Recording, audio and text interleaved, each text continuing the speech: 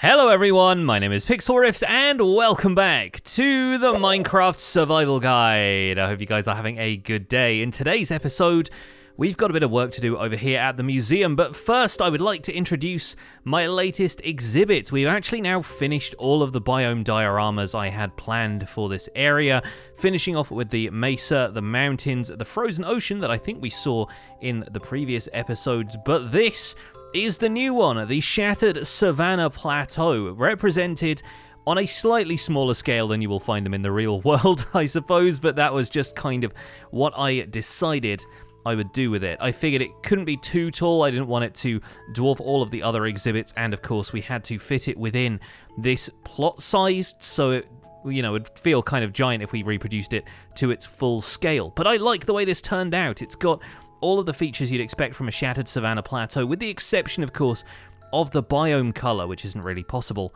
to move around all that much. But we've got our overhanging acacia trees, we've got some floating sections of land here, and it feels 3D. It feels kind of dynamic. It's got coarse dirt in there as well, a little bit of coal ore at the appropriate elevations, and then as you go down into the ground here, we've got this hollow, kind of scooped out section to kind of illustrate how tall these places really are.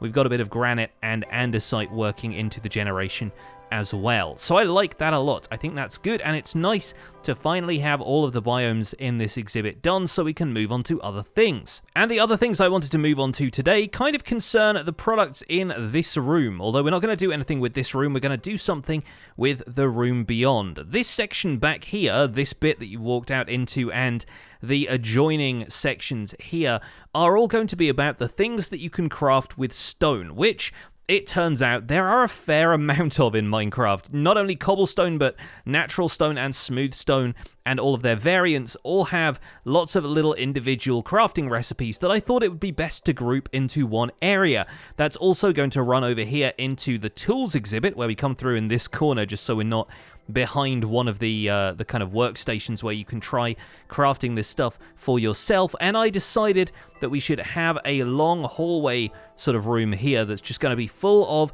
little things that you can craft with stone, examples of crafting recipes, and then the resources players will need to give that a try for themselves as they explore the museum site. So today, it's kind of a weird concept for an episode, but I want us to craft everything it is possible to craft using stone. With the exception, of course, of stone tools, because stone tools have already been represented here. With the rest of the tools, it kind of makes sense to have those grouped all in one place. But yes, everything from stone slabs and stairs through to stone buttons and other redstone components too. If you think about it, redstone repeaters and comparators have a base of natural stone to them. Smooth stone is also used in the blast furnace recipe. There are a lot of things that we, I guess, take for granted as we are playing the game itself, but Minecraft has so many little recipes like that that go relatively unnoticed, or you just take for granted because you've got so much stone around from the very beginning of the game. And how I want to design these rooms is actually going to be based on this. We're going to set up a floor that looks like a crafting table, and I'm thinking we might even turn the walls into 1 block per pixel scale versions of the crafting table blocks overall look. It's going to be basically an inside-out crafting table is going to be the vibe of this room, and that's going to get the feeling for, okay, this is where all of the stuff that can be crafted out of stone is made. On the crafting table, primarily. Maybe you will throw a stone cutter in here somewhere, but I feel like making a giant saw blade coming out of the ground seems a little excessive. But it will be nice to go through the crafting process with a giant crafting table built into the floor. And it's not a crafting table we're going to be able to use, obviously, but I like the idea of implying crafting even if the floor is also then covered up by other things. Now, I haven't measured out these sections here exactly. I didn't have this in mind until I started thinking more about this exhibit, but of course the crafting table top texture is going to be 16 by 16 pixels, therefore we'll need a 16 by 16 block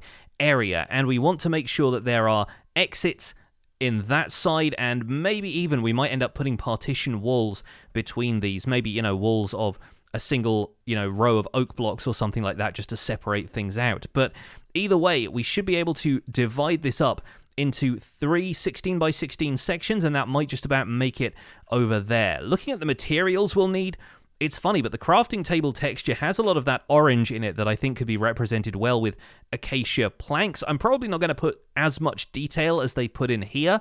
I think as far as like the different colors go, I think both of those are going to be represented pretty well just by some stripped dark oak logs or something like that. There may be some touches of oak in the corner, maybe some slightly darker material there. I think we'll manage to reproduce the crafting table top texture pretty well, and we'll just duplicate that 1, 2, 3 times, and we'll see how that looks, and maybe we'll make a couple of adjustments from there. Either way, let's go to the archive, grab the materials we need, and let's do a time-lapse of rigging up the floors of each of these rooms with the crafting table texture.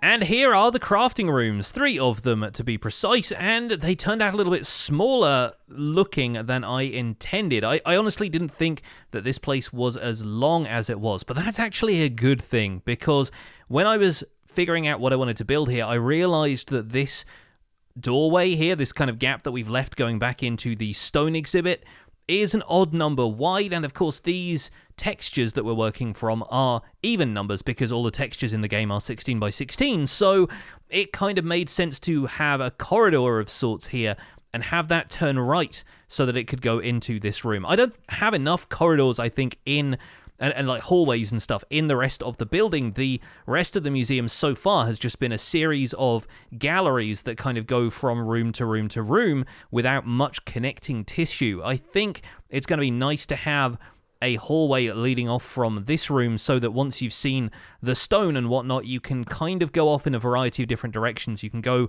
into crafting and tools, or you can go further out into some other more natural structures or something like that. I'm not certain how we're going to run this yet. And from the air, frankly, they look pretty cool. I wasn't quite 100% faithful to the texture, like I said, but I think it's just kind of nice to have these things in place. And I think it's going to be fun redesigning the museum around a couple of extra internal corridors and things like that that can lead off in different directions to the biomes exhibit via a different room, or maybe down some stairs into where we're going to start the mob exhibit, stuff like that. You know, we can play around with it a little bit more. But now these rooms obviously have to be fit for their purpose, and with these we're going to be setting up little exhibitions all around these rooms for what you can do with cobblestone and regular natural stone and potentially smooth stone as well. Although they are going to spill from room to room, I think, because the amount of stuff you can craft with smooth stone is relatively slim. I think it's just slabs and a blast furnace, and that's more or less it. But then that leads quite neatly on into the crafting tools exhibit. I think it's going to work out pretty well. I like the way this is. And the fact that we have this large space over here is actually going to work to our advantage because we can use this as some sort of storage room or behind the scenes area. It might even lead down into a different part of the museum if we have some rooms below ground. It could lead down to something like, you know, an exhibit about mining, or maybe even the abandoned mine shaft that's down there from a crafting area and the area with tools. So I'm not sure what we're going to do with this liminal space yet, this space in between these two rooms, but I'm fairly confident it's going to work out.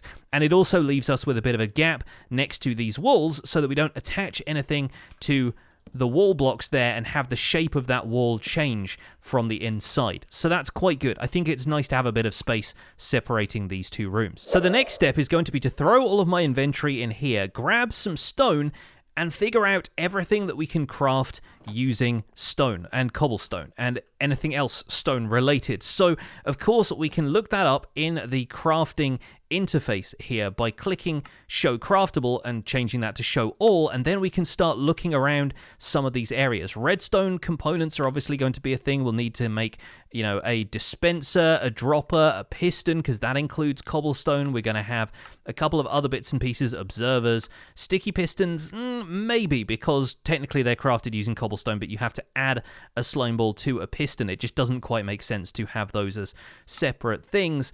And then, of course, the majority of them are going to be variants in here. And for those, I can just type cobblestone and you get cobblestone slabs, stairs, mossy cobblestone, all of the above. Natural stone is going to be used for things like redstone repeaters and comparators, like I mentioned earlier, and I could just type stone into the search field here, and it will give me some of the materials. Stone pressure plates, that's another one, stone buttons, likewise, but of course, that's going to include things that are made out of redstone, and sandstone, and red sandstone, and blackstone, and all of the others, so we're going to have to be a little bit more choosy about what we look at here, but things like a lodestone is made with chiseled stone brick. That's something that I might have overlooked had I not just looked up the crafting recipe. I think we're going to have to be pretty meticulous about all of these things, but I think there are also some fun ways that we can lay out exactly how you make each of these in these rooms, and maybe for that we could start to use a very underused block in the game, and kind of for good reason, and that is magenta glazed terracotta.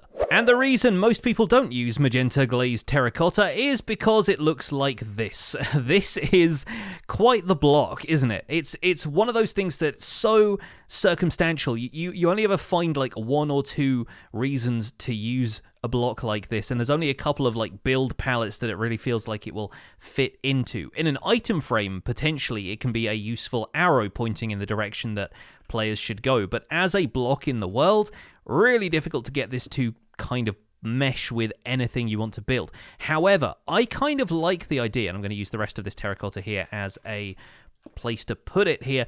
I like the idea of having, let's say, a crafting table with an arrow next to it, and then on one side of this we could put some cobblestone, and then on the other side we could put a furnace, and the idea is that we're illustrating that the cobblestone attached to this side of the block can be crafted into the furnace on that side of the block. And that way we get around using things like item frames and chests and all of these extra entities that are potentially going to take up a little bit of memory and make this area a little bit more laggy.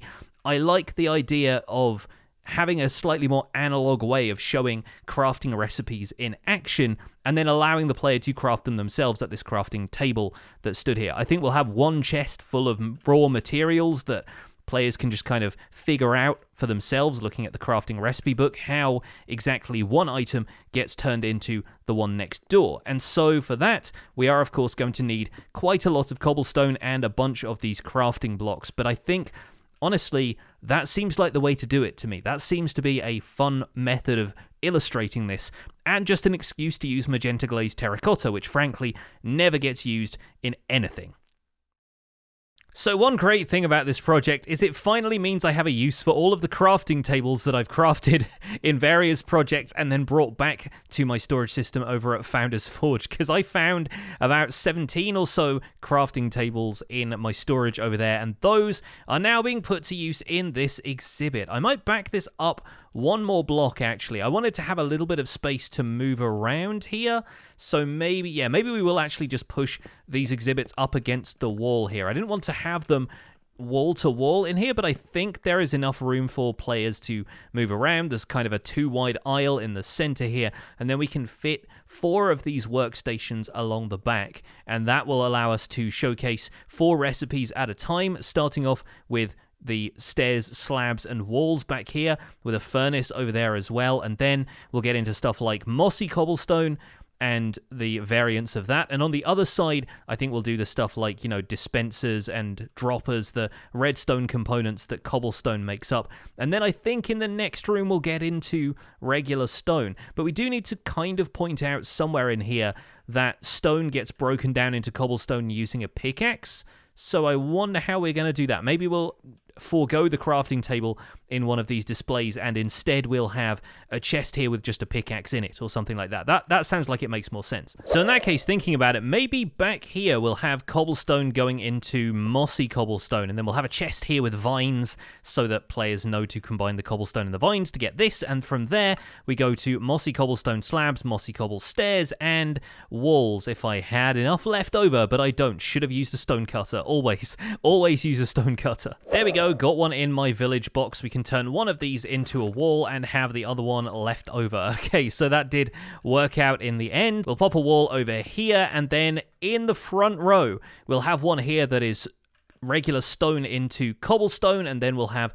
the cobblestone stairs, slabs, and walls. We'll put furnaces on the other side with the full blocks, the dropper, the dispenser, and so forth. That makes a lot of sense, actually. I like that layout a little better. And I'm wondering if maybe by the ones which have the option to use the stone cutter to turn them into something else, maybe we put a stone cutter there. Since I don't really have anything planned for this output space over here, we've got the chest there, the crafting table, and then what? I don't really know. Maybe another chest to balance things out, maybe a lectern for more information, a sign perhaps, but we could also just have the stone cutter there to indicate that these are the 2 crafting stations you can use to create each of these blocks.